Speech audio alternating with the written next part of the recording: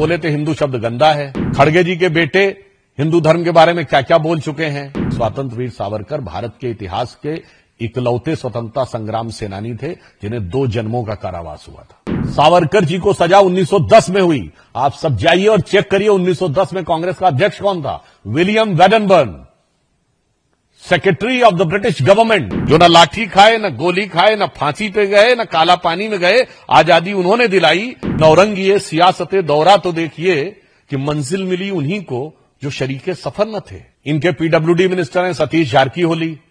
जब कार्यकारी अध्यक्ष थे तो बोले थे हिंदू शब्द गंदा है।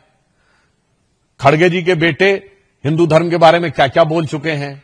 अब रही बात सावरकर की, तो मैं स्वतंत्र वीर सावरकर के संदर्भ में कांग्रेस को सिर्फ इतना याद दिलाना चाहता हूं कि स्वतंत्र वीर सावरकर भारत के इतिहास के इकलौते स्वतंत्रता संग्राम सेनानी थे जिन्हें 2 जन्मों का कारावास हुआ था।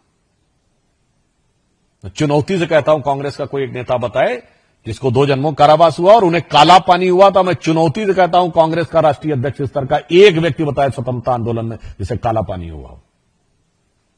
और जिस वर्ष में हुआ है, सावरकर जी को सजा 1910 में हुई। आप सब जाइए और चेक करिए 1910 में कांग्रेस का अध्यक्ष कौन था। William Wedderburn, secretary of the British government, British सरकार के हुक्मरान के पैरों तले बैठे थे 1910 में।